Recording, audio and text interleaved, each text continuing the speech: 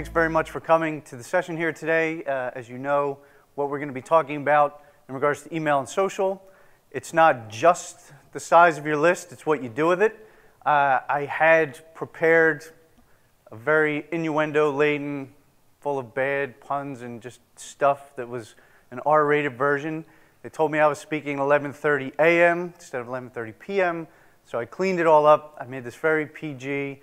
If you want to get the kind of down and dirty R-rated hip-hop version, I'm doing that with Busta Rhymes tonight at the party at 17th and Walnut, so we'll go over that later. But for now, we'll just keep it clean. We'll talk about this without all the puns and everything that could have been there. I just wanted you to know what it could have been. My name is Hunter Boyle. I'm actually from this area. This is my third time speaking at Affiliate Summit. It's a great show. I'm really pleased to be here. That's a picture of me in my natural habitat with a beer.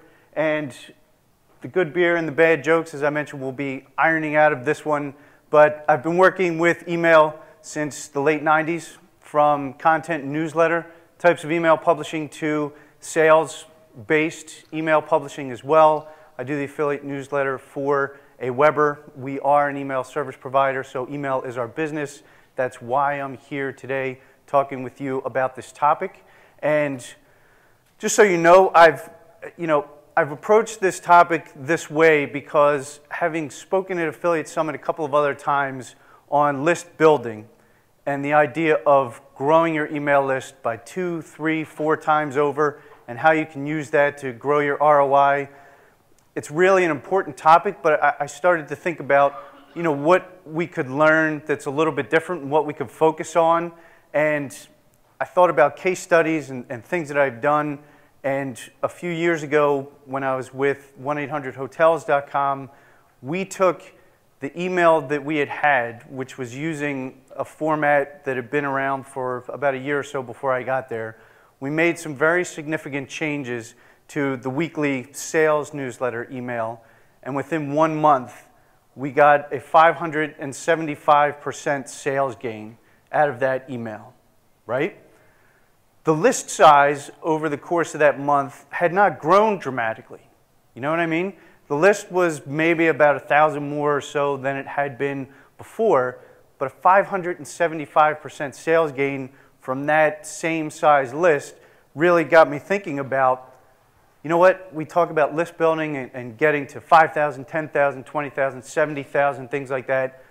But what you can do with even a list of a few thousand comparatively, making some changes with the people who are already subscribed to you and receiving information, can be even more powerful than trying to build a bigger list and getting to numbers that may not give you the same type of engagement and ROI.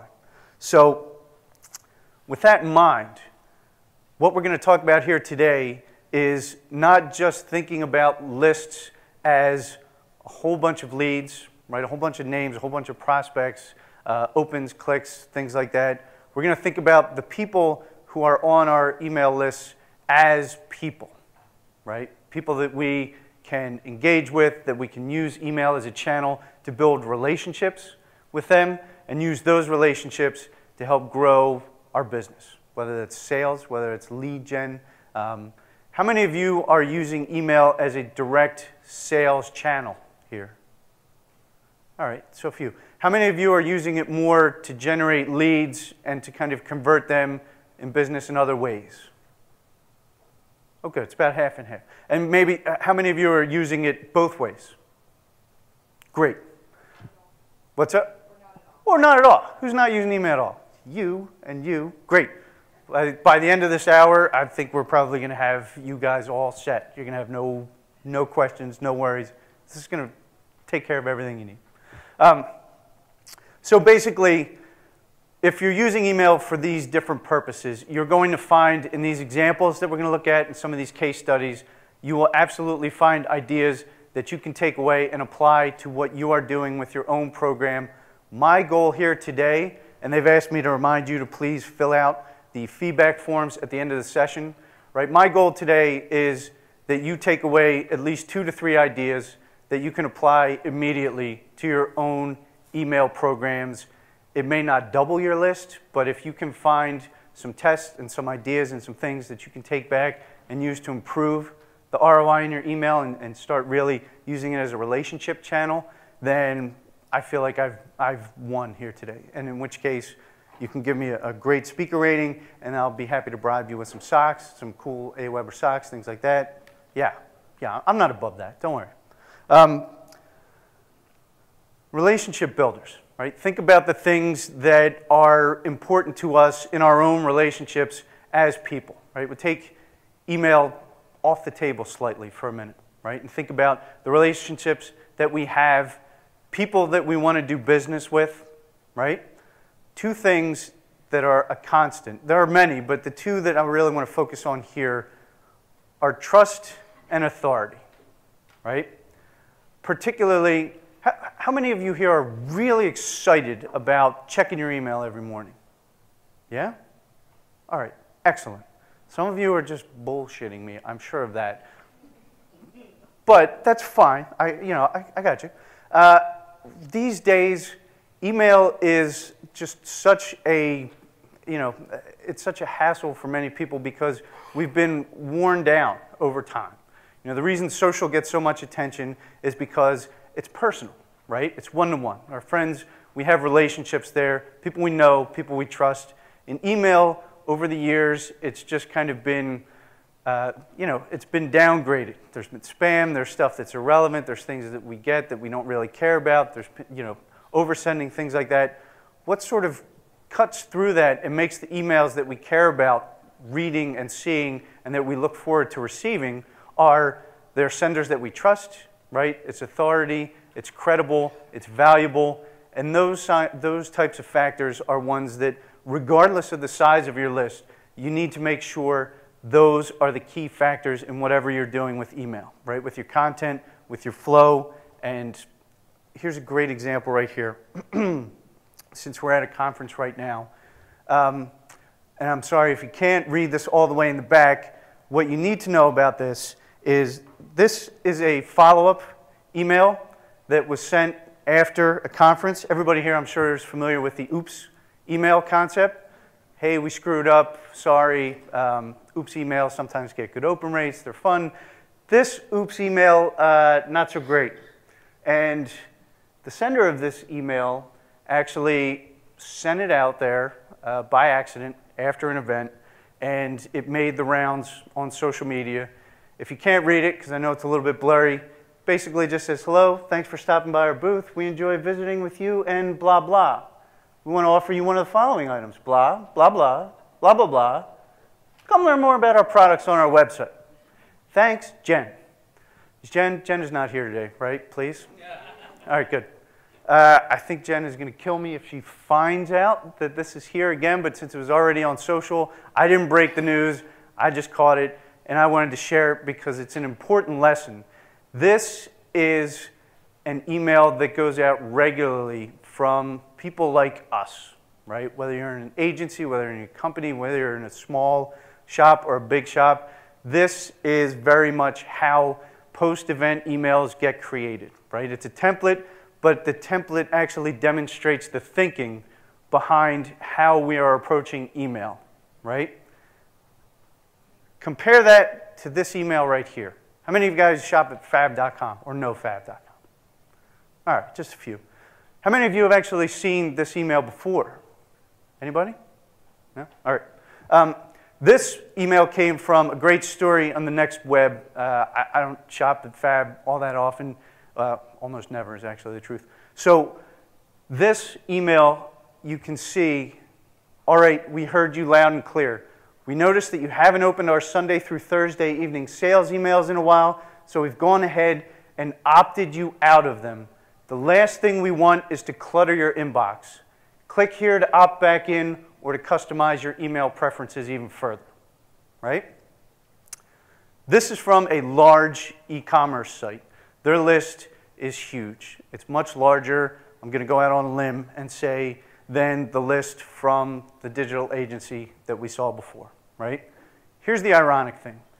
This email from a large e-commerce site, which is an automatically triggered email that goes out based on a lack of open rates and a lack of response, right, seems more personal to us than the email that was sent from, sorry, Jen, a small firm having met someone face to face at an event and even using the signature and just kind of the personal approach.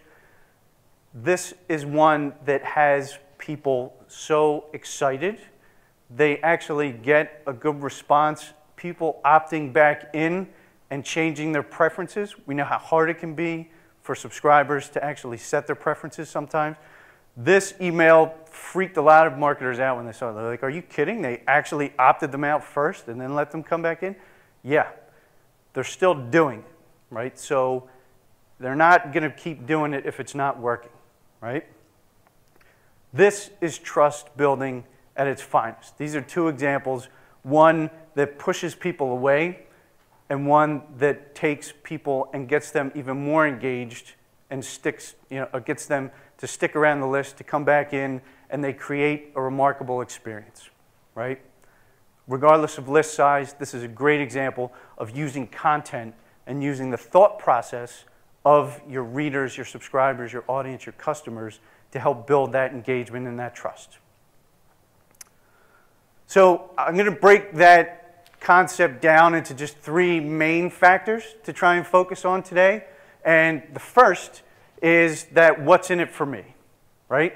This has to be first and foremost in whatever you are sending to people with email, because if they don't care after 1, 2, 3 emails, what makes you think they're going to open any more, right? What makes you think they're going to come back? If they don't have the what's in it for me, then it's just going to be filtered out. If you're sending them and they're receiving it in Gmail, Gmail is going to see that they're not opening it for a while, and they're just going to be hidden. It'll be tucked away. Other mail clients are doing that now too. So let's look at how we can take that what's in it for me and really emphasize it. We have a few different ways that we can do that. There are some great examples here that I want to show you. But the first and most important thing, how many of you remember Glengarry Glen Ross? Yeah, always be closing, right? A, B, C. The little brass balls, Alec Baldwin's finest moment. This, I think, today should probably be tweaked a little bit to always be asking, right? And or always be listening. This is a great example right here of how we get into a zone.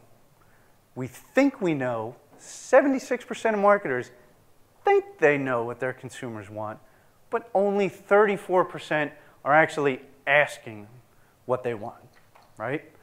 How is that what's in it for me gap going to come from this type of approach? Let's look at some ways that we can work around that. This is one of my favorite examples. Great customer of ours, Derek Halpern, socialtriggers.com. Everybody here familiar with that site? Cool. If you're not, please check it out. Socialtriggers.com. Derek does a great job with blogging content, and he has a lot of examples on his site that I would highly recommend. You can either steal, you can adapt, whatever. It's a really good process for improving your blogs and your emails. But this example here in particular, I know it's a little blurry and you can't read it in the back. I'm not going to read the whole thing. This is the welcome email that you get after you confirm your subscription to socialtriggers.com. Okay? So, in brief, the tone, right? You ready? Here's the deal with Social Triggers. What's up every week? Blah, blah, blah. It's a very one-to-one tone, right? It's what I call the bar stool tone. This is someone talking with a friend at the bar. You've just signed up for the email, but it's not a very stiff, thank you very much. We appreciate you signing up for our email. We really look forward to blah, blah, blah, blah. Thing number one, if you use Twitter or Facebook, come introduce yourself, because I like to put a face to the name. Here's my Facebook link. Here's my Twitter link, right? It's not just a little icon plugged in there, and then I'm supposed to go and be enticed to go join Facebook.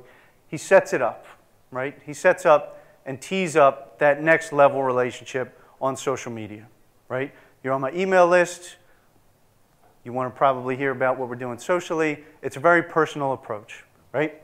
Thing number two, I host live Social Triggers meetups all over the world. There's no charge. It's great for networking. If you'd like to know when I'm hosting one near you, fill out this form right here, right? Just quick little SurveyMonkey link. It will take you like 15 seconds. I ask for things like your name, email, and what major city is closest to you.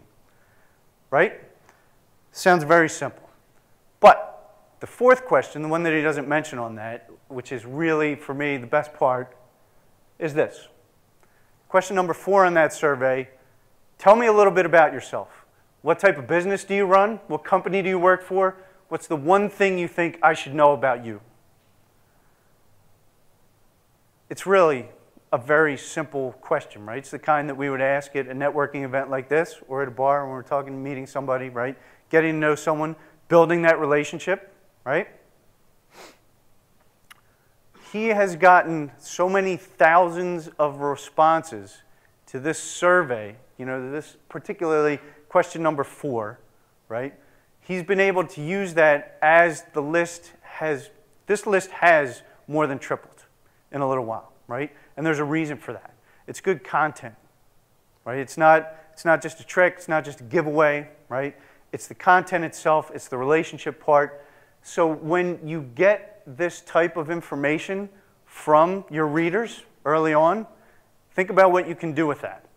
That information drives the content that he keeps creating, right? Whether that's blog posts, whether that's videos, right? Whether that's information or content type products, whether that's training. That is all customer driven, right? And relationship driven marketing. That feeds back into the content that goes back in the email, and that keeps the engagement rates extremely high. Think about how you get a welcome email, you answer these questions and talk about what is the biggest issue for you right now, right? 2 weeks, maybe 3 weeks later, you see an email coming at you from this list that addresses your specific issue, right? That even uses the language that you used in your information, and it talks about, hey, this is how I'm going to help you. A lot of people have asked about this. You're one of those people. How do you feel about the person that's sending you that email right now? You feel like that person is listening to you, right? It's not just a face behind a blog. It's not just an expert. It's someone that asked for your opinion, right? Read it, listened to it, is responding to it, and is treating that with importance and value. That's what's in it for me right there. This is how any of you who are doing a lot with content can kind of take even a small survey. It's not the one annual survey with like 20 questions and a giveaway of an iPad, right? You don't need to do that. Plug a simple question into your welcome email. Strike while the interest is there. Get this, use this concept to start building content and offers and different communications, email and social with your audience that they care about. That is huge what's in it for me. Again, social in fleshing out email, there are dozens of ways that you can do it. Twitter chats, right? Using Twitter to keep that thread and that conversation going outside of email is one that is going to give you those same kinds of insights, right?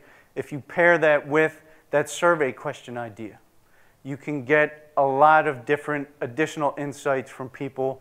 You can get to see your followers. You can kind of see them beyond an email list name. You can find them on Twitter. Another great example from Christopher S. Penn's weekly email. How many of you guys are familiar with Christopher S. Penn? Great. Does a great email. If you're not familiar with him, highly recommend checking out. This is an idea that I love too. At the end of each issue, each weekly issue, he asks for feedback in a Facebook thread, right? Sets up a Facebook thread per issue, puts that link right there, nothing fancy at all, gets dozens of responses on those, right? Gets to see the subscribers outside of the email inbox and outside of the lists, right? And outside of opens and clicks, and gets to see who they are on Facebook. Leads to a lot more email and social relationships, grows both of those lists, liking his page, things like that. And those are the kinds of things that, think about how you're going to get more response from people who are not just on your email list, but they like your Facebook page. They're following you on Twitter, right? These are your deepest fans. So these are how you can connect with them in very simple ways. And it's going to grow your list, but it's not all about just getting a list of 10, 20,000. It's just having those additional dimensions to those relationships that are going to help them do business with you. And share your content with other people that it's relevant and they're going to want to do business with you for the same reasons, right? One last example here. AppSumo does a really nice job with this as well. On the emails that they send out, they have a section, in addition to just the Facebook and the Twitter share buttons, they have a comment section, right? So if you get an email from AppSumo and you click in that comment area, bless you, that takes you directly to the deal page and the comment section on that site, right? So for each deal, and if you're not familiar when they do almost weekly deals, software stuff, they let people rate them, they look for comments. This drives a lot of traffic back to the website. And when you are driving your traffic back to your website, you're just adding one more important element to that relationship. You're getting them in a habit, right? They let negative comments be posted. They don't block it all. It's not, it's an issue where they bring people back and they get them to click. They give them another opportunity to get involved and to share their voice, even if they don't buy the product necessarily. They use that feedback to refine the products, right? They use that to kind of help share them further and create different new products based on that feedback. And then when you unsubscribe from AppSumo, they give you options as well. If you want fewer emails, you can change your frequency, daily and weekly, right? Let us better customize your experience. Looking to grow a business, want to create a business, there's the social. And then still want to unsubscribe, here's that feedback loop, right? You're giving the people that you want in your email and in your social list an opportunity to talk to you at every turn, rather than just leaving them with receiving emails all the time and feeling as if they don't necessarily have a voice. They don't have the input. They don't have that relationship. Even when you have people who are unsubscribing, it's a learning opportunity. You can't learn everything that you need to improve your email from the people who are on the list. You're going to learn an awful lot from the people who aren't there anymore, right? The people who are leaving for whatever reason. Very simple form at unsubscribe time. We hate to see you go. Can you tell us why you're opting out? I received too many emails, never signed up, already have storage, content not helpful, other open-ended question. Right? Busted Tees does a nice job. They have one that takes a funny approach. Are you saying it's over? Are you sure you just don't want an open relationship? Can you change the unsubscribe from all, or can you change the frequency? Right? Maybe they signed up for too many things. Maybe the daily deal's too much right now. Maybe just a new release or a promotion. Right? Give them the options. Email is so sophisticated now, and yet many times we don't take full advantage of the capabilities of segmentation, right, of different frequencies and different types of list and sending options with frequency, other types of content. If you put this decision in the hands of your audience, they're going to give you the information that will make your emails better, right? There's a reason that Busted Tees has 3 different emails, right? Different emails appeal to different audiences. If you're just using a very standard, straightforward, one-size-fits-all approach to email, you're not going to get the results that you want, right? You can test and you can improve, but you need to add that additional layer of sophistication, which is letting your audience drive the preferences, giving them the keys, right? Getting the feedback from them and using that to improve the content that you're sending, the frequency that you're sending, the offers, etc. This is how you get there. How many of you have a form like this set up for people when they unsubscribe? 1, 2? Okay. There's a lot of people in this room. How long do you think it would take you to set up one of these forms? 5 minutes, right? How much could you learn from if you got a bit of response from this every time someone unsubscribed? How much could that help what you're doing with your emails, with frequency, with content, stuff like that, with different offers, right? That's going to help you optimize more than just testing a subject line, right? Testing testing an image or not. These are real content pieces that you can create in a very short time that can have a very big impact. Another one as far as different offers for frequency. And this is great because this is an example of how you take that information and then you use that on the front end, right? JohnLoomer.com, really good site. A lot of good blogging and marketing information there. This I kind of like. I don't have specific results on how this test is working out, but I know, again, it's been running for a while. So if it wasn't working, John would not continue doing it, right? Think about giving people the option when they sign up, instead of just having that one sign-up form, you know, where we try and keep friction really low and just get name and email and get people on the list, and then we try and grow it later. What if we took that extra step up front, right? It's like pre-qualifying leads, but in a little bit of a different way. So get everything, enter your email address, frequency daily, value, don't miss a thing. There's that value right up front. Get a little, stay informed. Frequency, twice weekly. Value, catch most of it. Maybe I don't want to catch things every day, right? I can catch most of it, and that's good enough for me. That option is there up front, and it lets me self-select the one that's going to fit for me. So that, again, projects that, hey, I'm listening to my audience. I'm putting your needs first, like Fab.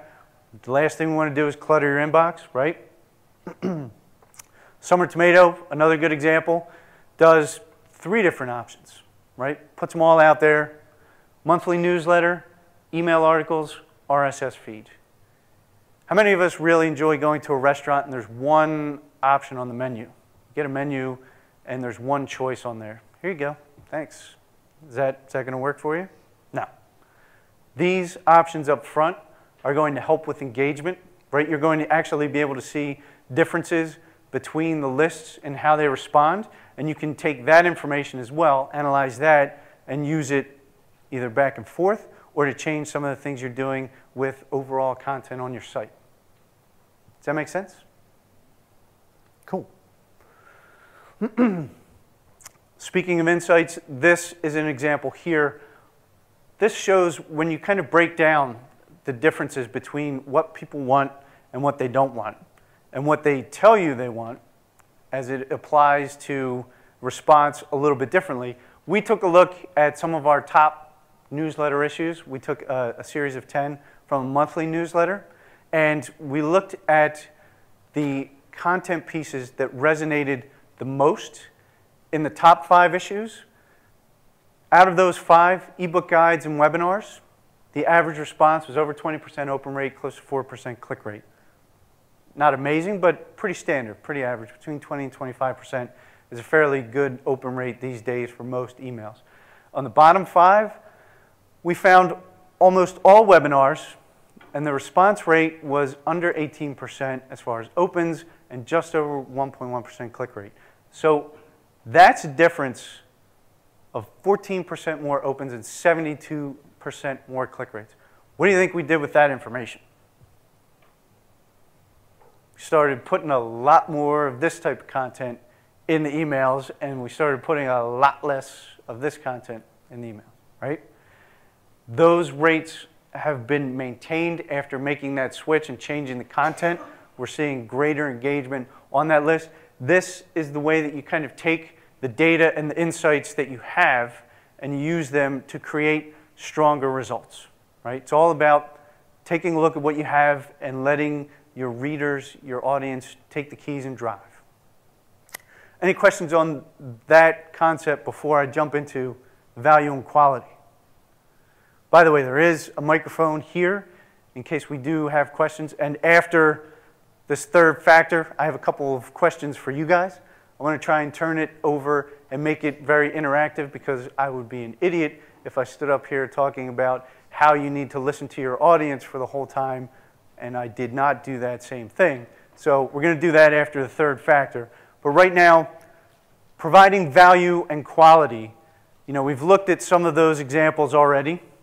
A couple more, just to give you a sense for some of the successful tips that emails are doing in terms of content and connecting with their subscribers. How many of you are familiar with our friends at Raven Tools? Cool. Raven Tools, they do a great job with their content, and I love this email series. This is their welcome series.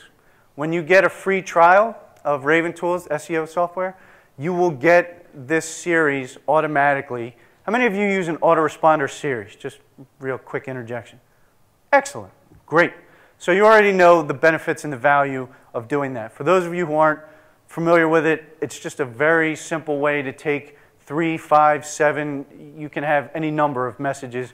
You set them up initially, and then they run, so when someone signs up to your list, they start receiving this email series automatically. So instead of creating each one from scratch like a newsletter, you don't just set it and forget it necessarily, but you create it once, you let it go. It saves you a lot of time and bandwidth, a lot of budget on creating these types of messages over and over for new subscribers.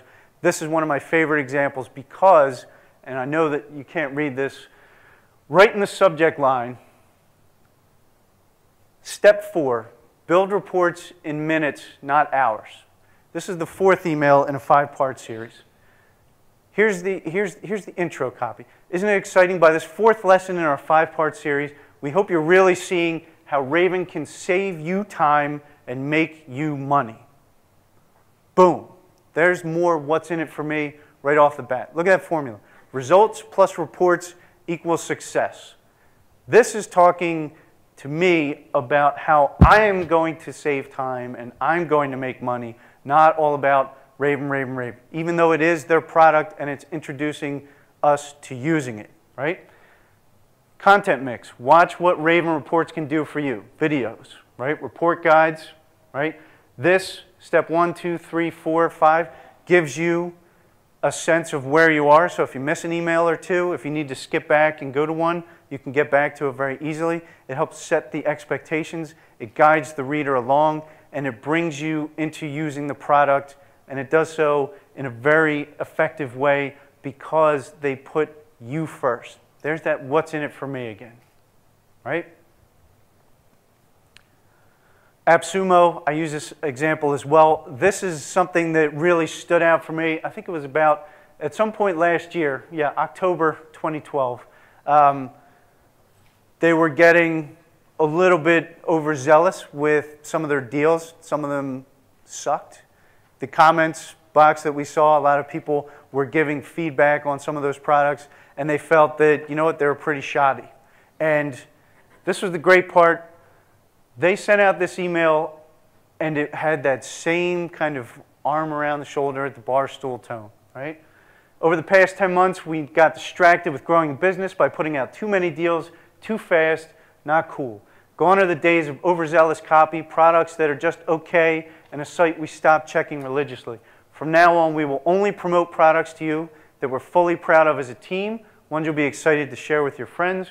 Ensure every email delights you with pleasure and usefulness, whether you make a purchase or not. And third, email you when it's right for you, not us, i.e. not sending an email every day, right?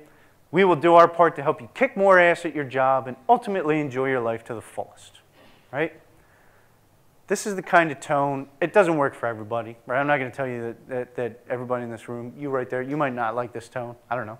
I do. I like the direct approach. I like the human approach. I think that after they put this out here, that was a great example of building trust, right? It's a lot like the Fab email. It's the exact opposite of the other blah, blah, blah email, right? We're listening to you. We know we screwed up. We're going to help you kick more ass at your job. That what's in it for me, that relationship. And now they are sending out fewer deals. They're not doing the daily thing anymore. It's sometimes weekly. Sometimes it's a little off of a weekly schedule. But you can see that they are growing. The products that they are putting out there, the feedback and the comments that they're getting because they have that loop and it's public, that transparency, you can see that rising. So you can see the results. I don't have hard business numbers for you. They don't share those. But you can tell that this straightforward, direct, honest, personal approach is working and growing their business. And how long does it take to write an email like this? This is what? 75, 80 words, maybe 150 total in this email. This isn't going to be the email that you send every week, right? But if you're at a point with your lists where you feel like you just can't get past that plateau, maybe there's a time for an email that sort of hits the reset button, right? Or speaks directly, individually to your users and talks about what it is you're trying to do for them and tries to solicit their feedback as well, right?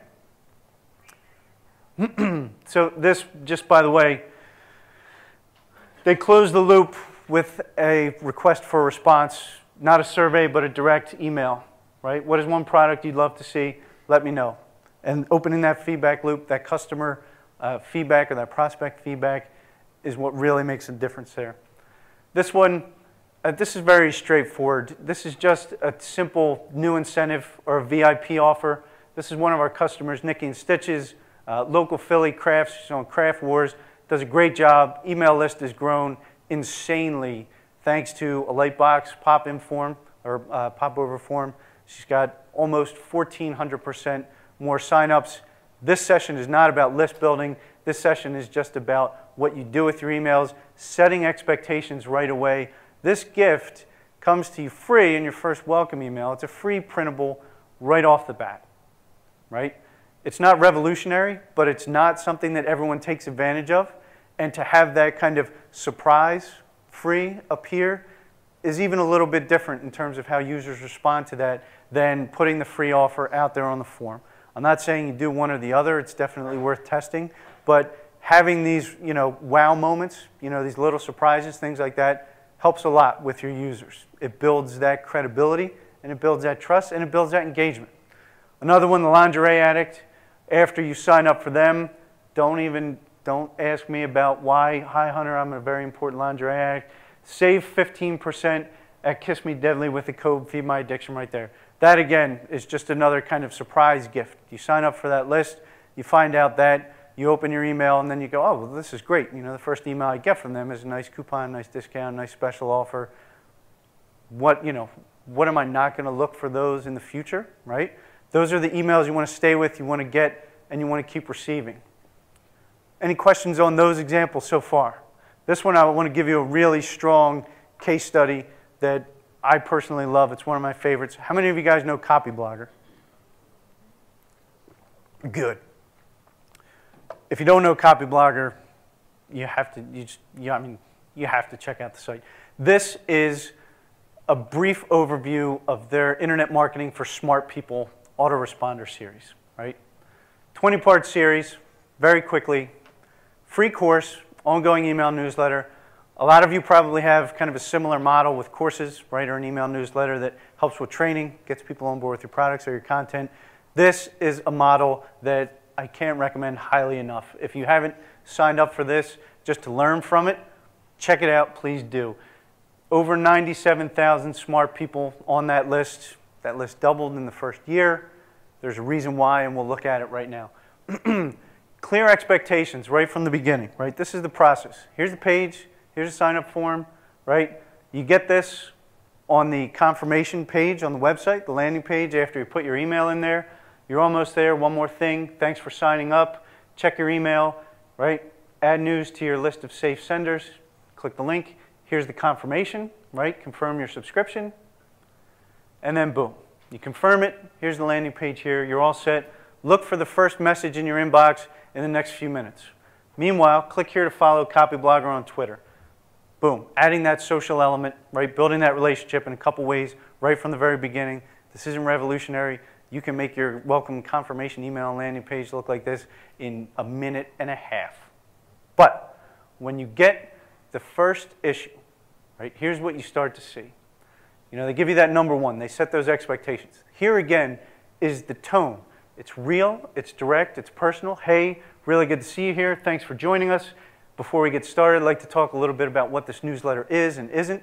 It sets the expectations, right? It just tells you a little bit. And then I wrote a post about this dilemma. You can read it here. Funny thing is, click here to read the full article. Gets the clicks back to the site, right? Instead of putting it all in the email, it starts driving us back to the site, keeping that relationship going and that trend going. Now, that was May 4th, right?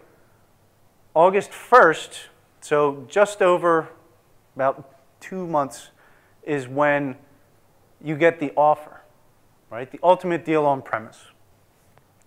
Premise is the software that they sell as part of their different services in their company, right?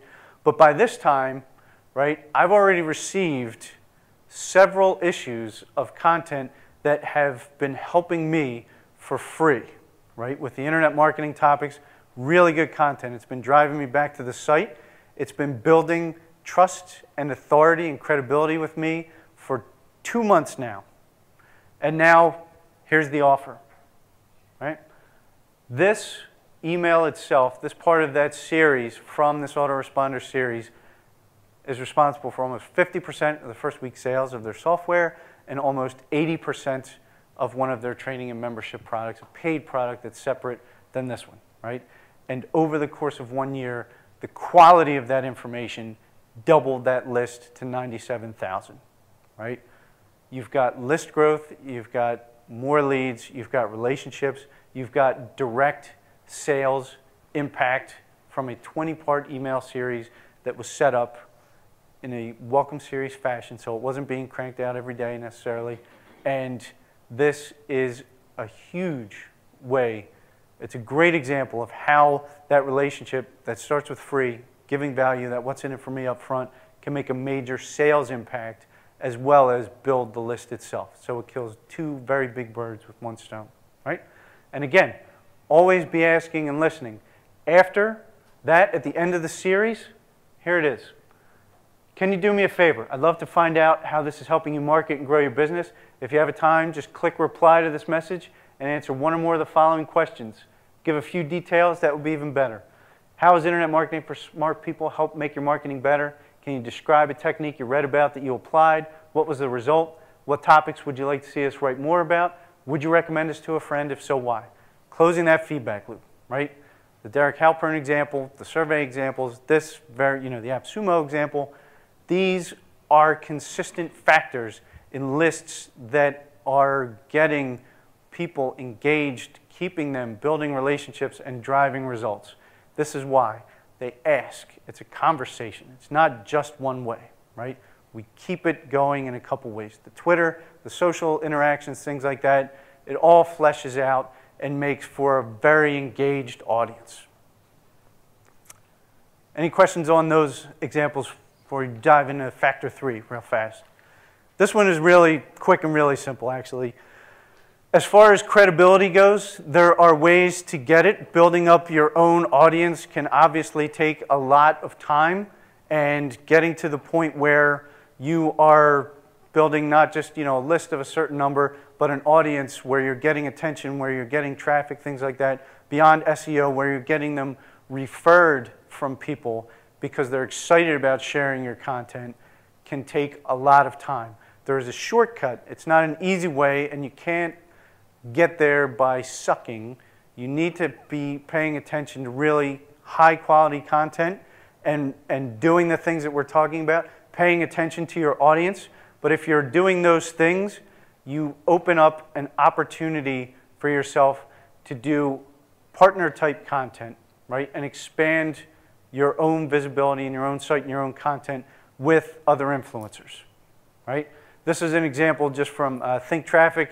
We probably know some of these folks, Danny Inney, Pat Flynn, a lot of friends and a lot of bloggers in here that we've seen grow their lists, grow their audience by teaming up together, right? This was a great example because it was a post, and I love this, that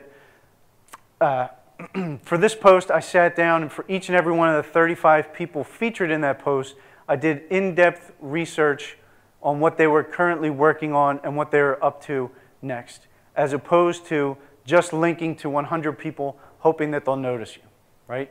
Another example of building relationships and using that to drive content and to help share that community for interested prospects and customers. Top 10 audio podcasts for online entrepreneurs. Pocket Change, this is another example.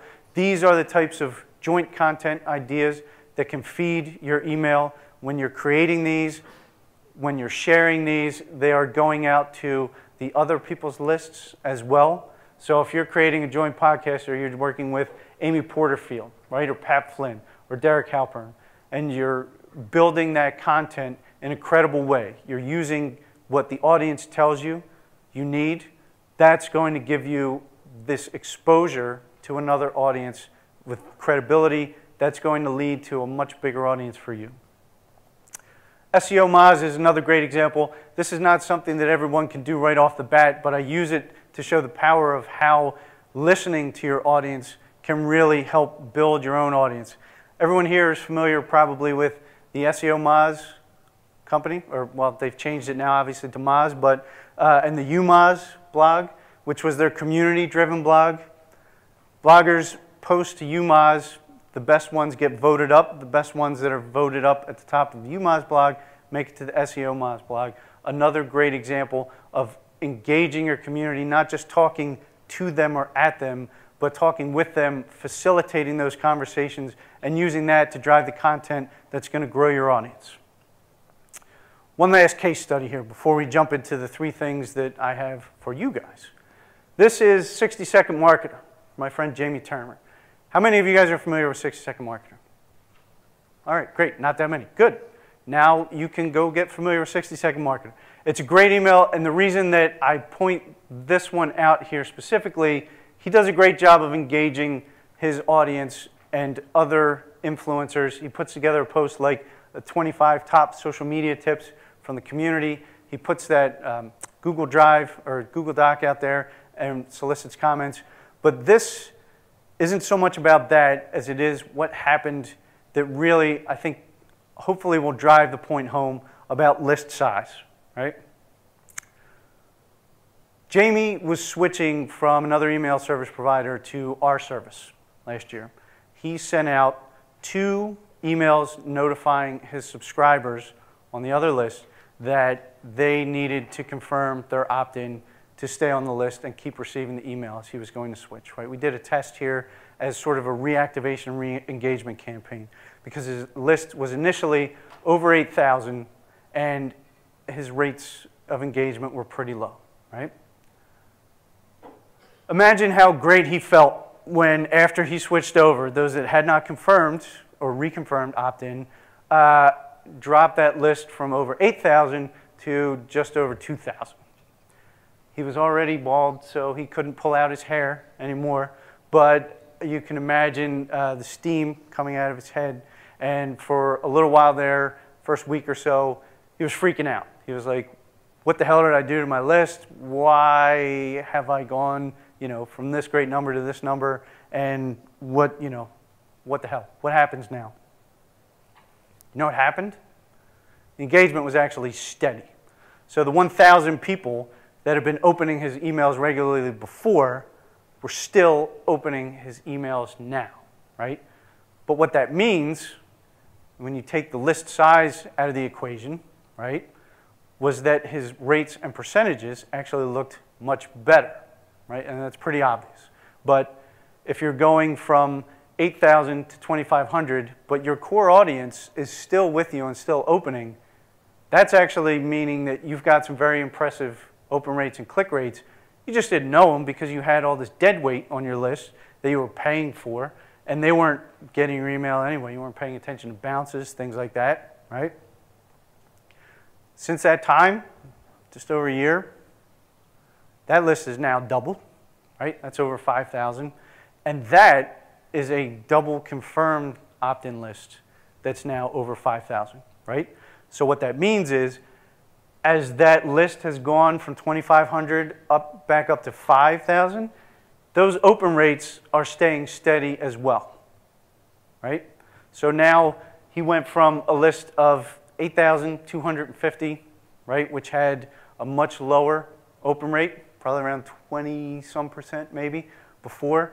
After cleaning it up, getting the people who are engaged, open rates are up, using confirmed opt-in, those numbers are still high. Again, it's not just the size of your list, it's what you're doing with it.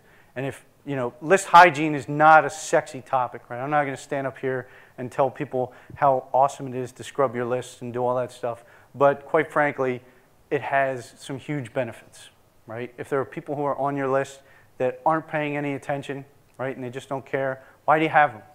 Why do you want them? Try a re-engagement campaign. If it doesn't work, clean them up, right? You're just wasting money, and you could be getting a lot better rates, a lot better engagement by the people who really care. So, a couple of takeaways. Listening That's really the key to our relationships. How we're going to get the trust, how we're going to get the authority. It's that communication, right? Value, quality, what's in it for me. These are the things that are going to drive the results that you're looking for. And remember, always be asking and listening. It's really coming down to them, right? It's not just about us. What we're sending out really needs to be driven by our audience first. And there are very simple, easy, fast, and effective ways to do that. We've looked at a few of them, and now I want to just take the last couple minutes here before we take any questions or anything like that, to just have you think for a minute, because I've been talking a lot about different tactics, right? Different ways to do better. Think about how you would rate your own list.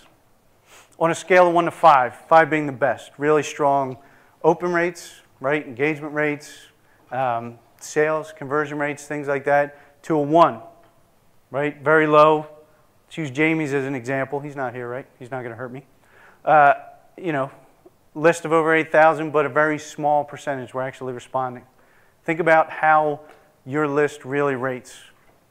How many of you would call your list a 5 on that 5 to 1 scale?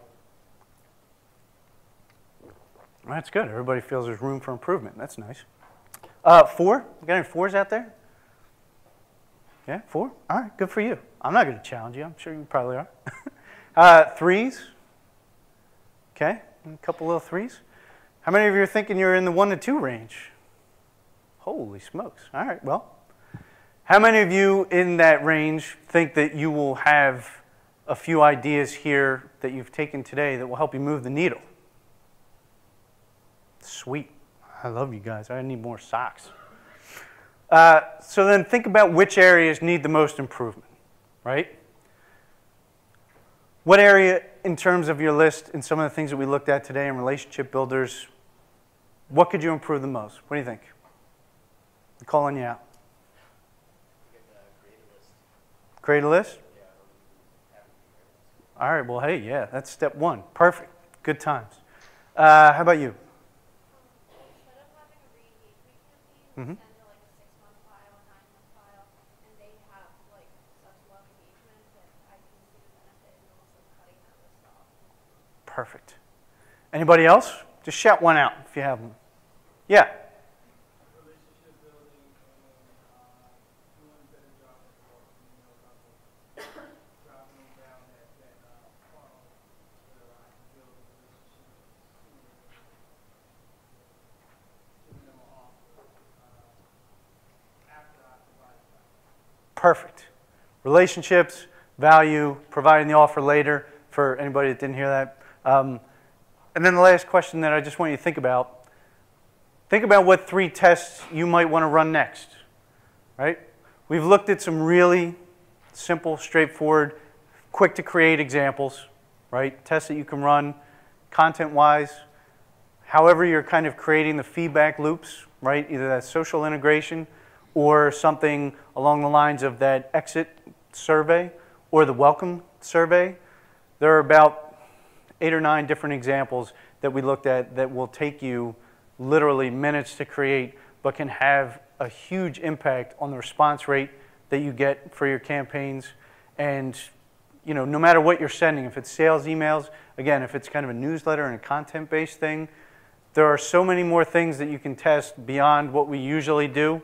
You know, I know we've seen research where subject line tests are the number 1 by far because they're easy. We can jam them out, you know. But the content itself and using these kinds of methods to get response from our audience and build those engagements and build those relationships, those are aspects that get, you know, they get overlooked a lot in testing. But they're super important and they're not as hard as we think. So I'd highly recommend taking some time to figure out 2 or 3 tests that you could do along those lines. Right? This is kind of my parting thought here. List building, you know, we talk about it, it can be done. You know, there are different ways to grow it. We saw some, you know, we saw that lists actually grow when you do have the right content, when you have the relationships, when you have that trust and authority. It's just a question of taking a look at what you're doing with those lists and seeing, hey, if I'm not doing that there, or if I'm doing this, what else can I be doing? please do me a favor. Get in touch with me, leave your card. We got 5 minutes. We're going to take some questions now, but before everybody runs out and we grab lunch, leave your card, take mine, let me know. We have a free ebook, How to Optimize Your Email Campaign. It talks about a bunch of different techniques and things like that. Be happy to send it to you. And I hope that if you do take some of these examples or some of these ideas away and put them into action, that you will absolutely contact me and let me know, because we would love to feature a case study and talk with you about the results that you're getting and what you're seeing and how that worked for you. We feature a lot of different success stories on our blog, mostly customers, but even friends of Aweber. So if you're doing tests and things like this, you take some of these ideas and they work for you, absolutely let us know. We would love to feature you. And then right now, last thing, reminder, please fill out the feedback forms for this session. And again, there are socks. If I did a good job, they're really nice socks. So for you fitness types, they're very breathable. And then let's just take a few questions here. Last 5 minutes that we have. If you have a question, let's go. I have a video blog, always self-promoter, sexyconfidence.com, and it's a video blog for women. And I'm a dating coach. I'd like to understand what types of content you find have the highest click-through rate, highest engagement. Is it video, or is it ebooks, webinars, or does it depend on the industry? It totally does. I mean, you saw the one example where we had a couple of different types of content, and the ones that we thought resonated most, because we had done a survey 2 years earlier, and we extrapolated what we thought our users wanted, was working, and we tested some other things, and it turns out what we tested was actually outperforming some of the things that they had told us earlier that we had wanted, whether it was because it had changed over time or just because the content within those formats wasn't exactly hitting the mark. The best thing you can do with content is test, and that's the great thing about email and what we're talking about here today. You will have the best analytics of any channel that you can get, because you'll have clicks, opens, conversions. You will see exactly where people fall off. If you're using video, you can dig down even deeper into where they're falling off on the video with something like a Vubix or other types of video tools. Video is certainly a lot more engaging now, and it's growing, especially with smartphones. If it's optimized and it's quick and short, there's a lot of good response on that. Shorter formats tend to work better than long, but that's a really general statement. So, again, testing is really the key. But I would say that for the type of content you're talking about, it sounds to me like the shorter videos would probably work best, and the shorter kind of quick tips, guides, things like that, things that are easily digestible, as many of us have a lot less time than we ever did. But test it, and yeah, again, love to hear more about what's working for you in that format. Any other questions? Any questions over here? Yeah, come on up. Put it in the mic. Go for it. Hey everyone, my name's Adam Yamada. You can tweet me at Adam Yamada. I was just wondering, for people just getting started with a list, or even experienced list builders, how much time a week do you think people should be putting into, writing content for it, and how original should it be? Because some people take, stuff from their blogs, but other people, they write completely original emails that are only on there. Great question, Adam. So that's another one that's like the answer is not going to fit people of every stripe, right? However much time is going to work for you is going to be totally different than the person next to you. I would say that you will know based on the response you're getting through email/blog and through your content if you're not spending enough time on it, which is not to say that you start a blog or an email list and you're going to get like a hockey stick of results in the first week. I'm not suggesting that. Blogs take time to build audiences, emails take time to build audiences, but when you're looking at the analytics and if you are seeing very low engagement rates, that's your first clue that something is not right. Your first clue, even before that, ought to be asking your audience, right, in some of the methods that we saw, what they need to hear or what they want to hear, right, what format, when they want to hear it. Let them help shape that content, and then you can use, the time allotment, or whether you're creating it yourself, or whether you're going to, like a freelance service or something like that, or repurposing. If you're creating videos, how much time you spend on that is going to be a little bit different than how much time you spend researching and writing. You know what I mean? So using those kinds of audience cues as a guide, letting them tell you, and using that information is going to get you off to a stronger start. When you take a look at the analytics that you get from that and combine those two, it gives you a full sense of how it's performing. And then, you can just kind of do some of that analysis that we talked about, right? You see where it's not performing or why it's not, and then you determine, well, this is what I need to do to make it work better. And then you just invest that time and that bandwidth as needed. Does that make sense? Yeah, no, thanks. Cool. All right, last question. Yeah? Hunter, this is a quick one. What's your experience tell you is the pros and cons of the graphics, HTML, email versus text only? I see the Copyblogger and Pat Flynn use text only. Yeah. I got to tell you, you know what? Everybody likes looking at HTML emails from a design perspective, right? But we have so many customers and still see so many tests of text emails that outperform HTML versions. How many of you guys know whichtestwon.com? Great. Well, the rest of you, please bookmark it and go there. Every week they do a new test. Probably about half of them over the course of a year about email. Many are landing pages. You get to guess. It's kind of fun. Sometimes they throw you for a loop. You will still see some plain text emails beating HTML, right? It's context. It's contextual.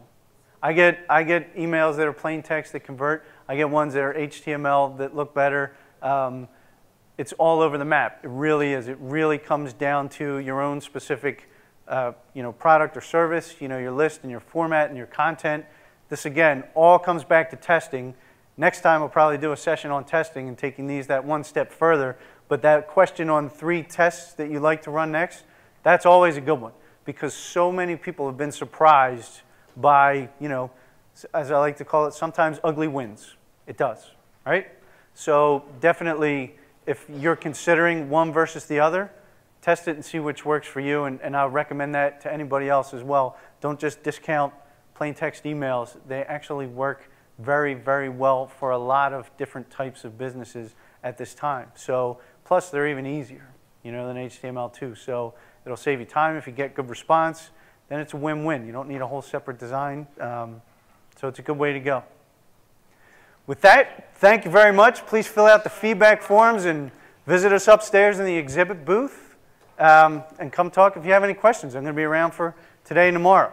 Look for me, and thank you.